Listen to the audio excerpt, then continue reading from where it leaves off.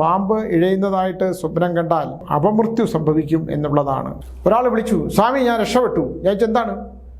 ഞാനൊരു സ്വർണ്ണക്കട്ടി സ്വപ്നം കണ്ടു. എനിക്ക് സ്വർണ്ണക്കെട്ട് കിട്ടുമോ സ്വാമി? ഭയങ്കര സന്തോഷം. സ്വാമി ഞാൻ സ്വർണ്ണക്കട്ടിയെ സ്വപ്നം കണ്ടു, ഞാൻ രക്ഷപ്പെടുവോ സ്വാമി? എനിക്ക് സ്വർണ്ണക്കട്ടി കിട്ടുമോ? ലോട്ടറി അടിക്കുമോ അതോ സ്വർണം കിട്ടുമോ സ്വാമി? എൻ്റെ പുരയിടത്തിൽ സ്വർണ്ണം ഉണ്ടെന്ന് പറഞ്ഞു സ്വാമി. ഞാൻ കുറച്ചു നേരം മിണ്ടാതിരുന്നിട്ട് പറഞ്ഞ്, നിത്യദാരിദ്ര്യം, സർവനാശം. സ്വർണ്ണക്കട്ടിയും തങ്കക്കട്ടിയും ഒക്കെ സ്വപ്നം കണ്ടാൽ നിത്യദാരിദ്ര്യവും സർവനാശമാണ് ഫലം സുഹൃത്തേ എന്ന് പറഞ്ഞ് തൊഴുതു. നമസ്കാരം. ഭൂമിയിൽ മനുഷ്യൻ വസിക്കുന്നു. നമുക്കൊപ്പം ഈ ദൈവം ഭൂമിയിൽ സൃഷ്ടിച്ച മൃഗങ്ങളും ഇഴജന്തുക്കളും എല്ലാം വളരുന്നു, നമുക്ക് ചുറ്റും തന്നെ വളരുന്നു. നമ്മുടെ ഹൈന്ദവ സങ്കല്പം അനുസരിച്ച് പ്രപഞ്ചത്തിലുള്ള എല്ലാ ക്ഷുദ്രജീവികളെ സൃഷ്ടിച്ചതും ദൈവം, മനുഷ്യനെ സൃഷ്ടിച്ചതും ദൈവം, എല്ലാ സൃഷ്ടിയും നടത്തിയത് തന്നെ ദൈവം. ഞാനിപ്പോൾ ഇത് പറയാനുള്ളതിൻ്റെ ഒരു കാരണം, ഒരാൾ നിരന്തരം വീട്ടിനുള്ളിൽ നാഗങ്ങൾ ഇഴയുന്നതായിട്ട് സ്വപ്നം കണ്ടുകൊണ്ടേയിരുന്നു. എന്നെ എപ്പോഴും വിളിക്കും, സ്വാമി ഞാൻ കിടന്നുറങ്ങുമ്പോൾ എൻ്റെ വീട്ടിൽ മുഴുവൻ പാമ്പുകൾ ഇങ്ങനെ ഇഴയുന്നതാണ്. എനിക്ക് സത്യം പറഞ്ഞാൽ ആദ്യം അത് അങ്ങോട്ട് മനസ്സിലായില്ല. ഞാൻ പറഞ്ഞു, ഒന്ന് ജപിച്ചിട്ട് കിടന്നുറങ്ങൂ, ഒരു വിളക്ക് വെച്ചിട്ട് കിടന്നുറങ്ങൂ. അപ്പോൾ അദ്ദേഹത്തിന് അതൊന്നും വലിയ വിശ്വാസമില്ല. ഞാൻ പറഞ്ഞു, ഇത് എത്ര കാലം പഴക്കമുള്ള വീടാണ്, അത് വീടിനൊരു 10-15 വർഷത്തെ പഴക്കേ ഉള്ളൂ. പക്ഷേ ഞാൻ പറഞ്ഞു, ഇതിനു മുമ്പ് അവിടെ ഒരു വീടുണ്ടായിരുന്നു. അത് അമ്മൂമ്മയുടെ ഒരു വീടുണ്ടായിരുന്നു, അത് ഇടിച്ചിട്ടാണ് ഞാൻ വെച്ചത്.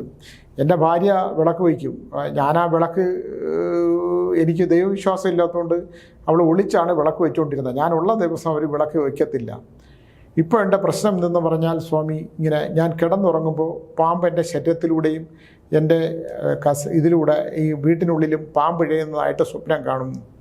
അപ്പോൾ ഞാൻ പറഞ്ഞു, അങ്ങനെ കാണുന്നത് ഒരു നല്ല അവസ്ഥയല്ല. കാരണം പാമ്പ് ഇഴയുന്നതായിട്ട് സ്വപ്നം കണ്ടാൽ അവനെ അപമൃത്യു സംഭവിക്കും എന്നുള്ളതാണ്.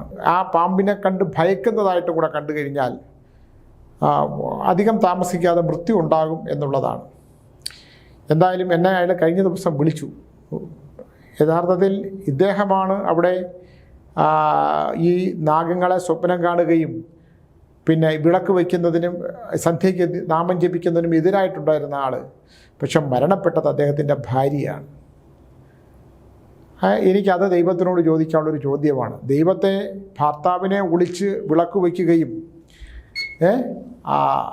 പിന്നെ ദൈവത്തെ പ്രാർത്ഥിക്കുകയും ചെയ്ത് അവരെ എന്തിനാണ് ദൈവം ഇത്ര പെട്ടെന്ന് വിളിച്ചത്? അപ്പോൾ ഭർത്താവ് ഇയാൾക്ക് ഭക്ഷണം ഉണ്ടാക്കി കൊടുക്കുകയും ഇയാളുടെ കുഞ്ഞുങ്ങളെ നോക്കുകയും ചെയ്യുന്ന അവർ ഈ ഭൂമിയിൽ നിന്ന് പോയാലേ ഇയാൾ ദുരിതം അനുഭവിക്കുകയുള്ളൂ അല്ലേ? ഇയാളങ്ങ് പോയാൽ അങ്ങ് പോയി. ഇയാൾക്ക് സർക്കാർ ജോലിയുള്ള ആളാണ്, ഭാര്യയ്ക്ക് അതിൻ്റെ സ്വത്ത് ഇതുകൊണ്ട് ജീവിക്കാം. പക്ഷേ ദൈവം അവരെ അങ്ങ് വിളിച്ചു. അപ്രതീക്ഷിതമായിട്ട് ഒരു അറ്റാക്ക് വന്ന് അവരങ്ങ് മരിച്ചു. ഇപ്പോഴാണ് ഇദ്ദേഹത്തിന് അതിൻ്റെ ഒരു ദുഃഖം അനുഭവിക്കുന്നത്. ഇനി വിളക്ക് വെച്ചാൽ എന്തെങ്കിലും പ്രയോജനമുണ്ടോ സ്വാമി?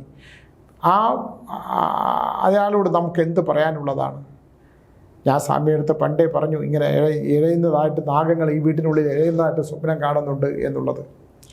അപ്പോൾ ഇങ്ങനെയുള്ള ചില കാര്യങ്ങൾ അന്ധവിശ്വാസമാണെന്ന് പറഞ്ഞ് നമ്മൾ എഴുതി തള്ളിയാൽ പോലും ഇതൊക്കെ ഈ ഭൂമിയിലുണ്ടെന്നും ഇങ്ങനെയുള്ള ചില വിശ്വാസങ്ങൾ നമുക്ക് ചുറ്റുമുണ്ടെന്ന് നമ്മൾ തിരിച്ചറിയുന്ന വളരെ നല്ലതാണ്. ഒരാൾ കുടുംബസ്വത്തായി കെട്ടിയ സർപ്പക്കാവ് ഓരോ ദിവസത്തെയും വിഷയങ്ങളാണ്. ഓരോ ദിവസവും ഞാൻ അനുഭവിച്ചുകൊണ്ടിരിക്കുന്ന, എന്നിലേക്ക് വന്നു ചേരുന്ന ചില വിഷയങ്ങളാണ് ഞാൻ പറഞ്ഞത്. ഒരാൾ തനിക്ക് കിട്ടിയ സർപ്പക്കാവ് അതവിടെ ഇട്ടിരുന്നു, വിളക്കൊന്നും വയ്ക്കാൻ പോയില്ല. കുറേ കാലമായിട്ട് അതിന് വിളക്കില്ല. അപ്പോൾ ഇത് ആവാഹിച്ചുകൊണ്ട് പോകാനൊക്കെ ആൾക്കാർ വന്നെങ്കിലും അദ്ദേഹം പറഞ്ഞ് അതവിടെ ഇരുന്നോട്ടെ. എന്നിട്ട് ഇദ്ദേഹം ഒന്നും ചെയ്യൂല എന്ന് മാത്രമല്ല, അതിൻ്റെ അടുത്ത് കൊണ്ട് ഒരു സെപ്റ്റി ടാങ്ക് കൂടെ കുഴിച്ചു. ഇതിൻ്റെ അടുത്തായിട്ടല്ല, മാറിയായിട്ടാണ് കുഴിച്ചത്. പക്ഷേ നമ്മൾ ഒരു സർപ്പക്കാവ് കൂടെ ഉണ്ടെങ്കിൽ ഇപ്പുറത്ത് കുഴിയെടുത്താൽ ഈ വെള്ളം ഇതിൻ്റെ അടിയിലൂടെ ഇങ്ങോട്ട് വരും. നമ്മൾ ദൈവവിശ്വാസം ഇല്ലാത്തവർ വരും, അത് വെറും കരിങ്കല്ലിനാണ്, അതിനെന്തൊരു ശക്തിയുണ്ട്, അതെന്തോന്നുണ്ടാകാനാണ്. പക്ഷേ എന്താ സംഭവിച്ചത്? അതിൻ്റെ പുതിയതായിട്ട് ജനിച്ച കുട്ടികൾ, ഒന്നും അറിഞ്ഞുകൂടാത്ത മകളുടെ കൊച്ചുമക്കൾ, മകളുടെ മക്കൾ അവരുടെ സ്കിന്നിന്, തൊലിക്ക് പൊട്ടിപ്പോയി, ഇങ്ങനെ വെടിച്ച് കീറുകയാണ്. ഇത് പറയുമ്പം സ്വാമി ഇവിടെ വന്നിരുന്ന 7 മണിക്ക് ഇതുപോലെ അന്ധവിശ്വാസം പടരുകയാണെന്ന് പറയും. ഇവിടെ കുറേ ജ്യോതിഷ പണ്ഡിതന്മാരും ഇവിടെ ആവാഹിച്ചു മാറ്റുന്ന വിദ്വാൻമാരും വലിയ പാരമ്പര്യം പറയുന്ന മന്ത്രതന്ത്രാദികളുമായിട്ടൊക്കെ പണ്ട് കാലത്ത് തന്ത്രമന്ത്രാദികളിലൊക്കെ നിറഞ്ഞു നിൽക്കുകയും ക്രമേണ എന്തെങ്കിലുമൊക്കെ മൂല്യച്യുതി സംഭവിച്ച് തന്ത്രമന്ത്രാദികളുടെ പേരിൽ ജീവിക്കുന്ന ചില അധികം സംസാരിക്കാത്തവരൊക്കെ ഉണ്ട്. അധികം വായിന്ന് വല്ലതും വീണുപോയാൽ അത് അബദ്ധമാവും എന്നുള്ളത് കൊണ്ട് മുക്കലും മൂളലുമായിട്ടൊക്കെ പറഞ്ഞു അത് ചെയ്യാം എന്നൊക്കെ പറയുന്ന കുറേ പേരുണ്ട് ഈ കേരളത്തിനകത്ത് തന്നെ. ഇവർക്ക് പാരമ്പര്യം മാത്രമേ പറയാനുള്ളൂ. അടുത്ത കാലത്ത് ഒരാൾ പോയിട്ട് ഒരു കുടുംബത്തിലെ സർപ്പക്കാവ് അങ്ങോട്ട് ആവാഹിച്ചു. എല്ലാം കൊണ്ടുവന്ന് ഏതോ ഒരു അമ്പലത്തിൽ, ഞാൻ ആ അമ്പലത്തിൻ്റെ പേരൊന്നും പറയുന്നില്ല. സത്യം പറഞ്ഞാൽ എന്നെ നമുക്കിത് അറിഞ്ഞുകൂടാ, എനിക്ക് ഇത്തരം കാര്യങ്ങൾ അറിയാൻ വയ്യാത്തതുകൊണ്ട് ഞാൻ പറയുകയാണ്. പക്ഷേ ഇവരൊക്കെ ചെയ്തു കൂട്ടുന്നതിൻ്റെ ദോഷത്തെക്കുറിച്ചാണ് ഞാൻ പറഞ്ഞത്. പറയുമ്പോൾ വലിയ വർത്തമാനമൊക്കെ പറയും. കാവ് ആവാഹിച്ചുകൊണ്ട് പോയി, ആവാഹിച്ചുകൊണ്ട് പോയി, ഇവിടുത്തെ പ്രതിഷ്ഠകളെല്ലാം ആവാഹിച്ചുകൊണ്ട് പോയി, ഇനി ഒരു പ്രശ്നവും ഇല്ല എന്ന് പറഞ്ഞു പോണ കൂട്ടത്തിൽ ഒരാൾ ചോദിച്ചാൽ അവിടെ ഒരു പാലമരം നിന്നു. അത് മുറിച്ച് കളഞ്ഞാക്കാൻ പറഞ്ഞ് പുള്ളി വണ്ടി കയറിപ്പോയി. ആ പാലമരം മുറിച്ച ആളിൻ്റെ ഒരു അവസ്ഥ, അവിടെ നിന്നൊരു പാലയിലും പനയിലൊന്നും തുടരുതെന്ന് ഞാൻ എപ്പോഴും പറയും. അതൊരു വളരെ ദയനീയമായ ഒരു അവസ്ഥയിലേക്ക് ആ ഗൃഹനാഥൻ പോയി നിന്നു എന്നുള്ളതാണ്. എന്ത് ചെയ്യണം സ്വാമി? പണ്ടത്തെ പൂർവികർ നമ്മുടെ വംശത്തിന് ദോഷമുണ്ടാകാതിരിക്കാനായിട്ട്, വംശം നിലനിർത്താനായിട്ട് ഇങ്ങനെയൊക്കെ ചെയ്തു കൂട്ടും. ഇത് കഴിഞ്ഞിട്ടൊരു പോലീസ് ഓഫീസറാണ്, ഇടിവീരനായ ഒരു പോലീസ് ഓഫീസറും ആരെ ഇടിക്കും, അതിക്രൂരമായി മർദ്ദിക്കും, വളരെ ക്രൂരമായി മർദ്ദിക്കും. ഞാൻ ഈ പോലീസ് ഓഫീസർമാരുടെ, റിട്ടയർ പോലീസ് ഓഫീസർമാരുടെ കുടുംബത്തിലെ ഒരുപാട് പേര് എൻ്റെ അടുത്ത് അതിദയനീയമായൊരവസ്ഥയിൽ വരുമ്പം ഞാൻ ചോദിക്കുന്നൊരു ചോദ്യമുണ്ട്, ആരെങ്കിലും പോലീസ് ഉദ്യോഗസ്ഥന്മാരുണ്ടായിരുന്നോ എന്ന്. വെറുതെ വ്യക്തിവൈരാഗ്യം തീർക്കാനും വെറുതെ തോന്നുന്ന വൈരാഗ്യം കൊണ്ട് പാവപ്പെട്ട ആൾക്കാരെ കൊണ്ടൊന്ന് ഇടിച്ച് ചതച്ച് അവരുടെ ജീവിതത്തിൽ എഴുന്നേറ്റ് നടക്കാൻ പറ്റാത്ത പാകത്തിൽ കൈയുടെ ബലം കാണിച്ചിരിക്കുന്ന പല പോലീസ് ഉദ്യോഗസ്ഥന്മാരുടെയും മക്കൾ ആത്മഹത്യ ചെയ്യും. മൃത്യു സംഭവിക്കുക, അംഗവൈകല്യങ്ങൾ സംഭവിക്കുക, ലഹരി മരുന്നുകൾക്ക് അടിമയാകുക, മനോദുഃഖം അനുഭവിച്ച് നേറിപ്പുകഞ്ഞ് പിന്നെ ഇങ്ങനെ നടക്കും ഇല്ലേ? അമ്പലങ്ങൾ തേറി വല്ല കാര്യമുണ്ടോ? ഒരുത്തനെ വേദനിപ്പിക്കുമ്പോൾ, അവനെ കുരിച്ചു നിർത്തി ഇടിക്കുമ്പോൾ, അവൻ്റെ വാരിയെല്ലുകൾ തകർക്കുമ്പോൾ, അവൻ്റെ തലപിടിച്ച് ഭിത്തിയിൽ ഇടിക്കുമ്പോൾ, അവനെയും അവൻ്റെ പിതാവിനെയും ചേർത്ത് അശ്ലീല വാക്കുകൾ ഉപയോഗിക്കുമ്പോൾ, നിസ്സഹായനായൊരു മനുഷ്യനെ കൈവിലങ്ങിട്ട് ഇടിച്ച് നിവർത്തി ഇല്ലാതാക്കി കളഞ്ഞ ഒരു ഫോറസ്റ്റ് കഥ, ഫോറസ്റ്റുമായിട്ട് ബന്ധപ്പെട്ട 2 ഉയർന്ന ഉദ്യോഗസ്ഥന്മാരുടെ ഭാര്യയുടെയും ഭർത്താവിൻ്റെ ഒരു കഥ ഞാനത് സുമേഷനോട് പറഞ്ഞപ്പോൾ ഞാൻ ഞെട്ടിപ്പോയി. ആ ഒരു പാവപ്പെട്ട മനുഷ്യന് എന്തൊരു കഷ്ടമാണ്, എന്തൊരു ഭീകരാവസ്ഥയാണ്. ചിലപ്പോൾ കോടതിയുടെ മുമ്പിൽ നിന്നൊക്കെ, മനുഷ്യൻ്റെ കോടതിയിൽ മുമ്പിൽ നിന്നൊക്കെ ഇവർക്ക് രക്ഷപ്പെടാം. പക്ഷേ ദൈവത്തിൻ്റെ മുമ്പിൽ നിന്ന് ദൈവം എല്ലാം കാണുന്നുണ്ട്, എല്ലാം നോട്ട് ബുക്കിൽ രേഖപ്പെടുത്തും. മനുഷ്യൻ രേഖപ്പെടുത്തുന്നത് പോലെയല്ല, ദൈവം രേഖപ്പെടുത്തുന്ന ഒരു പുസ്തകമുണ്ട്. അതിന് നമ്മൾ ആ കണക്കുകൾക്ക് പകരം പറഞ്ഞേ പറ്റുള്ളൂ. നമ്മളൊരാളെ ഒരു കാര്യമില്ലാതെ ശപിച്ചാൽ, വേദനിപ്പിച്ചാൽ, ചില മാതാപിതാക്കൾ മക്കളെ ശപിക്കും, നീ നശിച്ചു പോകുമെടാ. എന്ത് കാര്യത്തിനാണ്?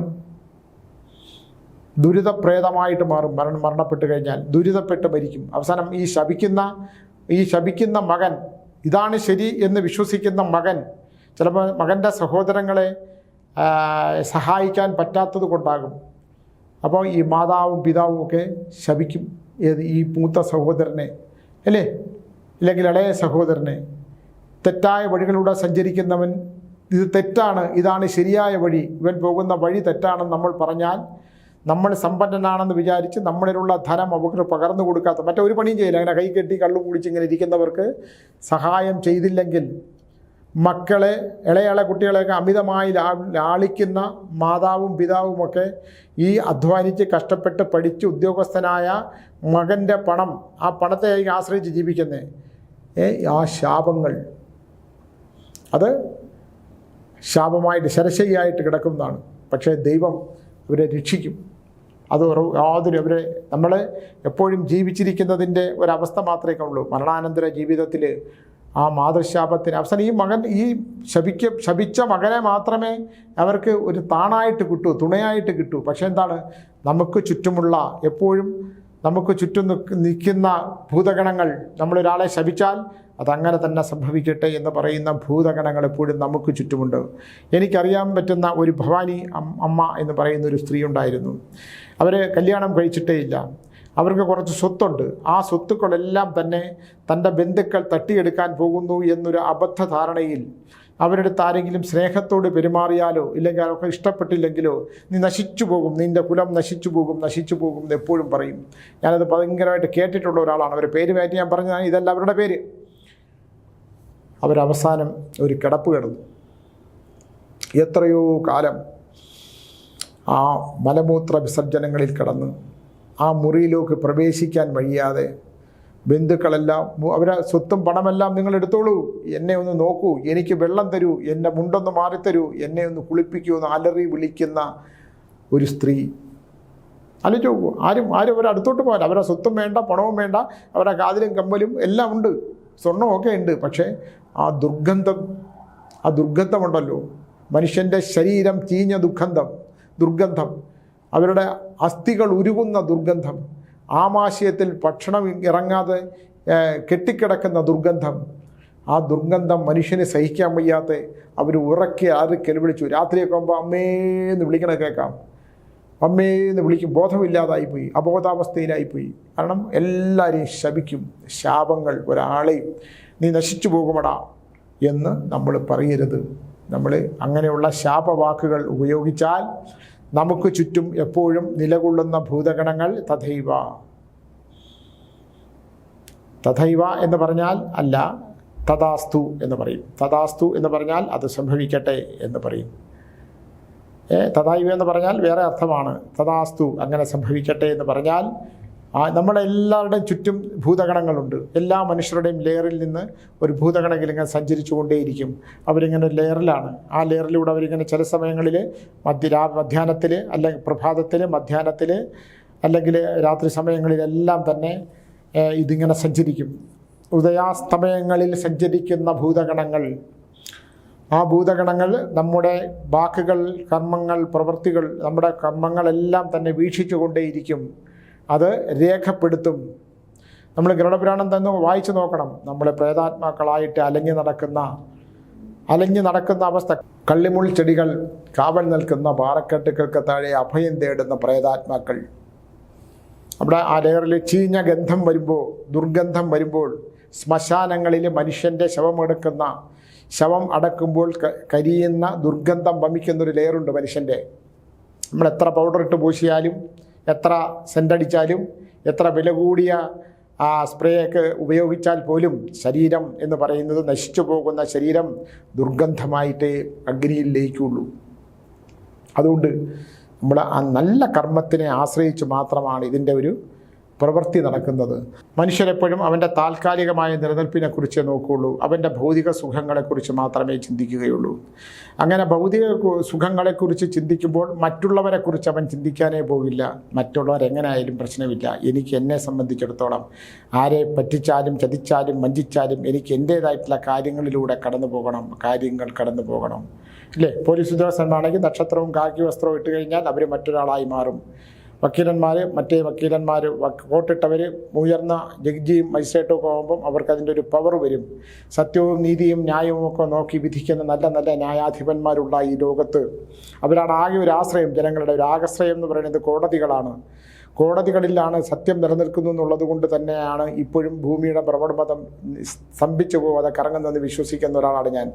ഇന്നല്ലെങ്കിൽ നാളെ എന്നെങ്കിലും ഒരിക്കൽ നല്ല വക്കീലന്മാരും ഉത്തമമായി വക്കീലുന്ന മനുഷ്യൻ്റെ അവരെല്ലാം അഭയം തേടി വരുന്ന മനുഷ്യരോട് സ്നേഹത്തോടെ പെരുമാറുകയും സാമ്പത്തികമായിട്ടുള്ള ഒരു അവസ്ഥ നോക്കാതെ കേസ് ഉത്തമമായി അവനെ നീതി മേടിച്ചു കൊടുക്കാനും നീതി കിട്ടാവുന്ന വിധത്തിലുള്ള കർമ്മങ്ങൾ ചെയ്യുമ്പോൾ അവന് മോക്ഷപ്രാപ്തിക്ക് കിട്ടുന്ന ഒരു പരിഗണനയുണ്ട്. അത് വളരെ വലുതാണ്.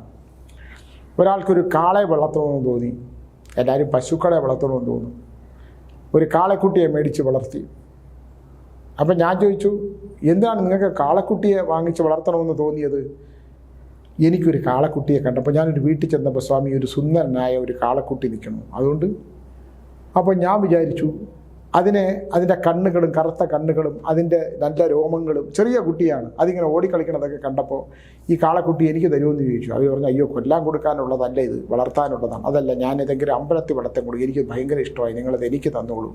അപ്പോൾ അങ്ങനെ പറഞ്ഞു, ഞങ്ങൾ ആലോചിച്ചിട്ട് ചെയ്യാം.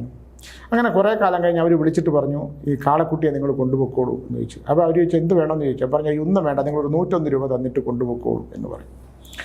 ഈ 101 രൂപ കൊടുത്തിട്ട് ഇയാൾ ഈ കാളക്കുട്ടിയെ മേടിച്ചുകൊണ്ട് വന്നു. ഈ കാളക്കുട്ടിയെ കൊണ്ടുവരുമ്പോൾ ഇയാൾ അവസാനം കേട്ടത്, ഈ കുട്ടിയെ ഇയാൾ ഇങ്ങനെ വാരി എടുത്തുകൊണ്ട് ആ ഗേറ്റിൻ്റെ പുറത്തോട്ട് കിടക്കാൻ നേരത്ത് ഈ അമ്മ ഒരു വിളി വിളിച്ചു.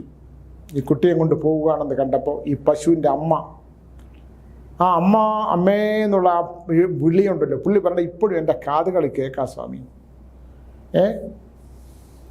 കുറേ ദിവസം കഴിഞ്ഞ് ആ പശു ചത്ത് കിടന്നു ഒരു ദിവസം. ഈ അമ്മ പശു ഹൃദയം പൊട്ടി മരിച്ചു. ഹൃദയസ്തംഭനം വരും നാൽക്കാലികൾക്ക്. കുട്ടിയെ കാണാതെ ഹൃദയസ്തംഭനം വന്ന് മരിച്ചു. ഇയാൾ ഈ കുട്ടിയെ നല്ലപോലെ നോക്കി. പക്ഷേ എന്താ ഫലം? ഈ അമ്മ മരിച്ച് 90-ാമത്തെ ദിവസം ഈ കാളക്കുട്ടിയും മരിച്ചു.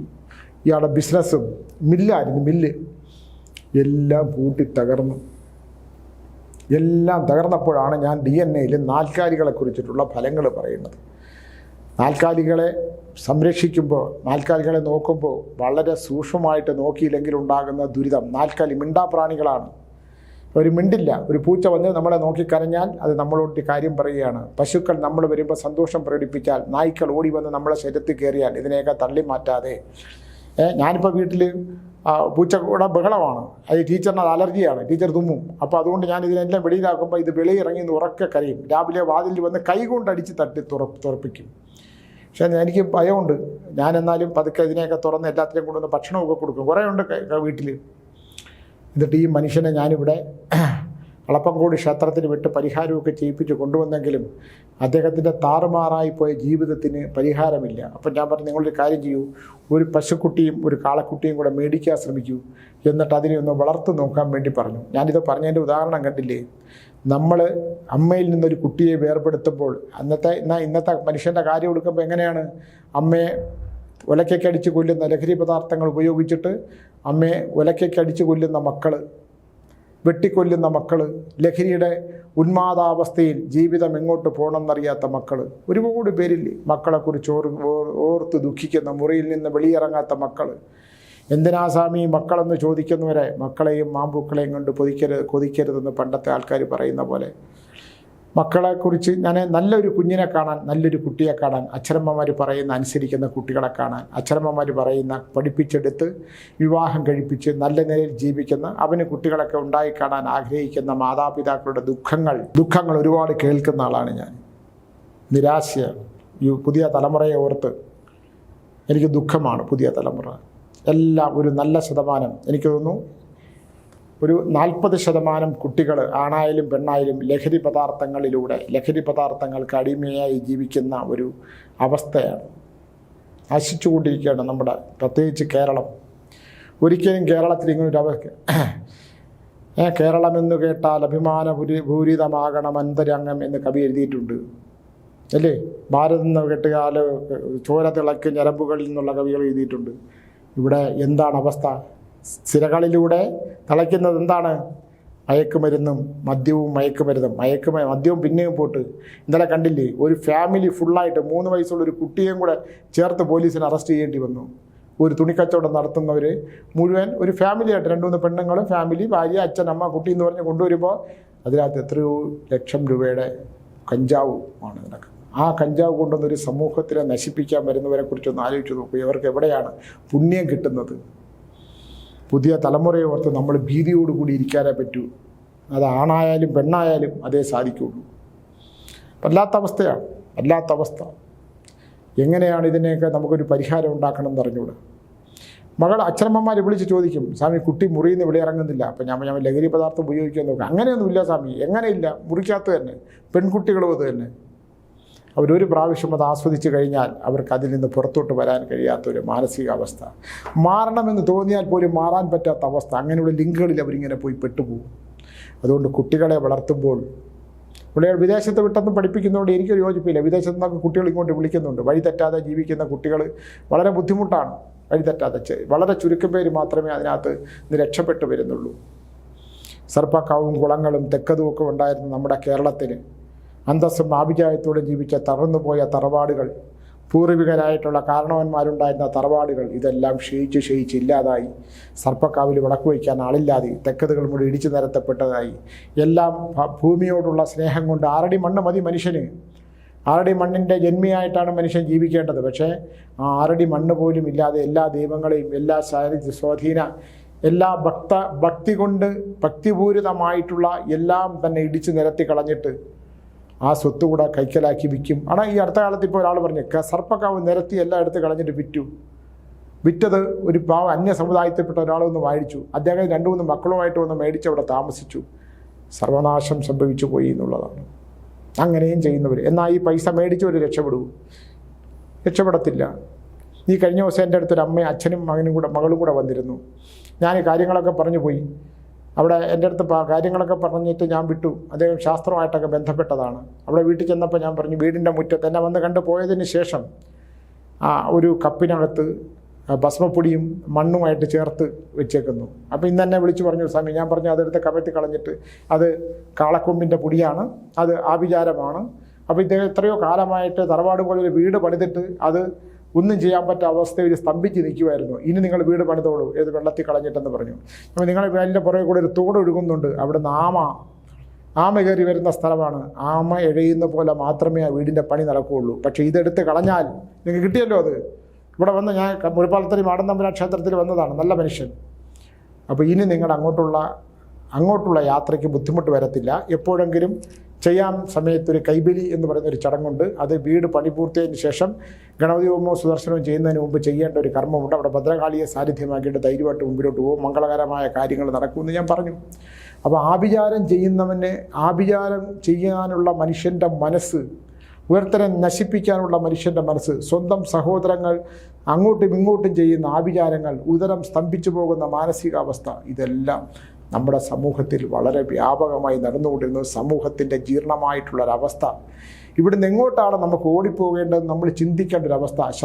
ശത്രുത തോന്നുക, ശത്രുക്കളെ നശിപ്പിക്കാൻ ആഭിചാരം ചെയ്യുക, അതിൻ്റെ പരമ്പരായികളെക്കുറിച്ച് ചിന്തിക്കാതിരിക്കുക, ഇതൊക്കെയാണ് ഇവിടെ സംഭവിച്ചുകൊണ്ടിരിക്കുന്നത്. കാരണം നമുക്ക് ഒന്നും പറയാൻ പറ്റില്ല. ദൈവത്തിനോട് വിശ്വാസമില്ലാതെ വരിക. ഇപ്പോൾ കണ്ടില്ലേ, നമ്മൾ ദൈവത്തിൻ്റെ പണം വളരെ ബുദ്ധിപൂർവ്വം ശബരിമലയൊക്കെ അടിച്ചു മാറ്റിയിട്ടും മരിച്ചവരെല്ലാം തന്നെ കാരാഗൃഹത്തിലായി.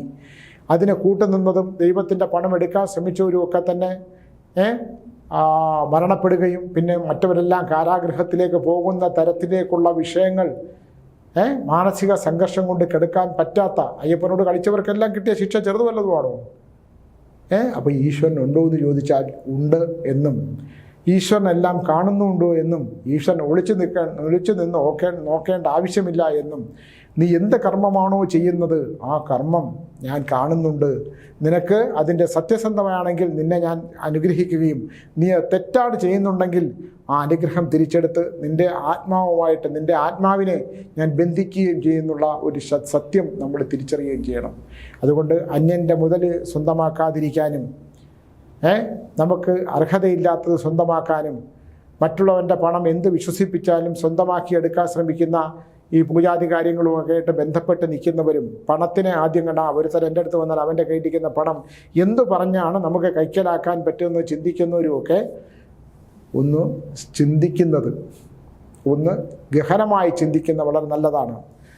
ഒരു കോടീശ്വരനായ മനുഷ്യൻ, കോടികൾ ആസ്തിയുള്ള ഒരു മനുഷ്യൻ്റെ അടുത്തോട്ട് വന്നു.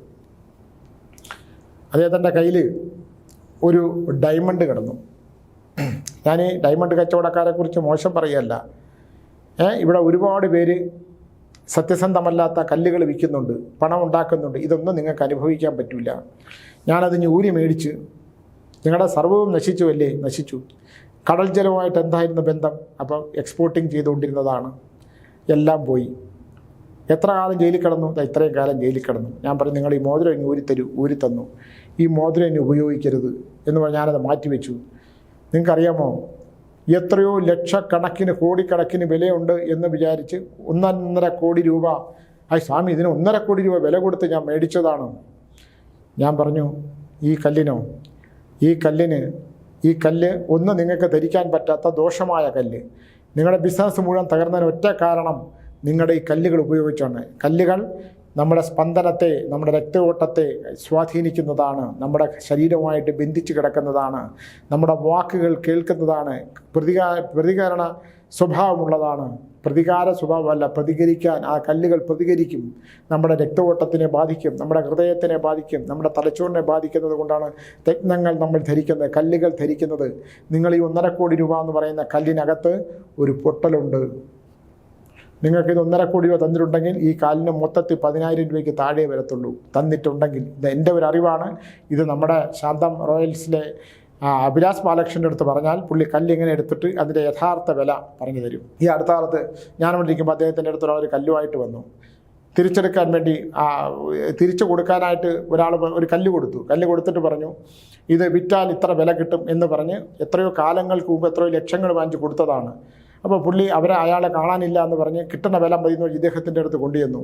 ഇത് എത്ര രൂപയ്ക്കാണ് മേടിച്ചതെന്ന് അഭിലാഷ് ബാലകൃഷ്ണൻ ചോദിച്ചു. ഇത് അന്നത്തെ കാലത്ത് 16 ലക്ഷം രൂപയ്ക്ക് മേടിച്ചതെന്ന് പറഞ്ഞു. പുള്ളി പറഞ്ഞു, ചിരിച്ചുകൊണ്ട് പറഞ്ഞു, ഈ കല്ലിന് പരമാവധി കിട്ടുന്ന തുക 1500 രൂപ. ഇന്ന് ഇത് കൊടുത്താൽ വെറും 15 രൂപ കിട്ടും. ആലോചിച്ച് നോക്കൂ.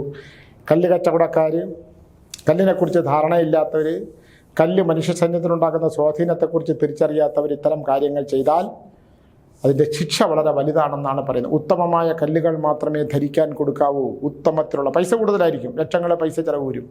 ആ ഉത്തമമല്ലാത്ത കല്ലുകൾ ധരിച്ചാൽ അത് പറയുന്ന ആൾക്ക് 6-1 ദോഷം, അത് കൊടുക്കുന്ന ആൾക്ക് 6-3 ദോഷം, അത് ധരിക്കുന്ന ആൾക്ക് 6-4 ദോഷം. ഇത് വളരെ ചിട്ടയുള്ള അച്ചട്ടുള്ള കാര്യമാണ്. അതുകൊണ്ട് നിങ്ങളുടെ കല്ലുകൾ ആരാണോ തന്നത് അവരെ കൊടുത്ത് വിശദമായി ഒന്ന് പരിശോധിച്ച് അതിൻ്റെ ശുദ്ധി പരിശോധിച്ചതിന് ശേഷം, അതിൻ്റെ ശക്തി പരിശോധിച്ചതിന് ശേഷം മാത്രമേ ധരിക്കാവൂ. ഇല്ലെങ്കിൽ ജീവിതവും അതികഠിനമായിട്ടുള്ള ആപത്തിലേക്ക് ചെന്ന് പെടുമെന്ന് ഞാൻ പറയുകയാണ്. വളരെ ശ്രദ്ധിക്കണം. കാർത്തിക നക്ഷത്രമാണ്. കാർത്തിക നക്ഷത്രത്തെ സംബന്ധിച്ചോളം മനസ്സിന് ശാന്തി കിട്ടുന്ന ഒരു സമയമല്ല. മനഃശാന്തി എല്ലാ നക്ഷത്രക്കാർക്കും പെട്ടെന്ന് കാർമേഘം മൂടുന്ന പോലെയാകും എല്ലാ നക്ഷത്രക്കാർക്കും. പക്ഷെ കാർത്തിക നക്ഷത്രക്കാരെ സംബന്ധിച്ചിടത്തോളം ധനപരമായിട്ടുള്ള ബുദ്ധിമുട്ടുകൾ ഉണ്ടാവാനുള്ള സാധ്യത, കൊടുത്ത പണം തിരിച്ചു കിട്ടാത്ത കാരണം, പണം കൊടുക്കാനുണ്ടെങ്കിൽ അത് കൊടുക്കാൻ പറ്റാത്ത അവസ്ഥ, ഇത്തരത്തിലുള്ള ഒരുപാട് കാര്യങ്ങൾ സംഭവിക്കാൻ സാധ്യതയുണ്ട്. ധനപരമായ കാര്യങ്ങൾ വളരെ ഓണക്കാലമാണെങ്കിൽ പോലും ഇത് പറയാതിരിക്കാൻ നിവൃത്തിയില്ലാത്തതുകൊണ്ടാണ്. എല്ലുകൾക്ക് ബലക്ഷതമുണ്ടെങ്കിൽ അത് ശ്രദ്ധിക്കണം. പ്രമേഹമുണ്ടെങ്കിലും പ്രഷർ ഉണ്ടെങ്കിലും വളരെ ശ്രദ്ധിക്കണം. കിടക്കുമ്പോൾ ഒരു ശബ്ദം ചാടി എഴുന്നേക്കാൻ ശ്രമിച്ചാൽ ശരീരത്തിൽ ഈ ജോയിൻറ്റുകൾ തമ്മിലുള്ളൊരു ബന്ധനം ഉണ്ടാകാൻ സാധ്യതയുണ്ട്. കഴുത്തിൻ്റെ ചലനം, കഴുത്തിന് മുകളിലുള്ളത് ചലനം, കാരണം കഴുത്ത് ദോഷകരമായി ബാധിക്കാൻ സാധ്യതയുണ്ട്. അത്തരം കാര്യങ്ങളൊന്നും ശ്രദ്ധിച്ചുകൊണ്ട് ആരോഗ്യപരമായിട്ടുള്ള ഒരു ഓണക്കാലത്തിലേക്ക് കടന്നു പോകാൻ കാർത്തിക നക്ഷത്രക്കാർ മനസ്സിന് ശാന്തി, ഓം നമ ശിവായ ജപിക്കുക, ഓം ശരവണ ഭവായ നമ ജപിക്കുക. ഇത് രണ്ടും ജപിക്കുക. ശിവക്ഷേത്രത്തിൽ പരിഹാരം ചെയ്യുക. സുബ്രഹ്മണ്യ ക്ഷേത്രങ്ങളിൽ എന്താ ചെയ്യേണ്ടതെന്ന് പറഞ്ഞാൽ അതിൻ്റെ വഴിപാടുകൾ നടത്തിക്കൊണ്ട് ഒരു നല്ല ഓണക്കാലം ആശംസിക്കൊണ്ട് നിർത്തുന്നു. നന്ദി, നമസ്കാരം.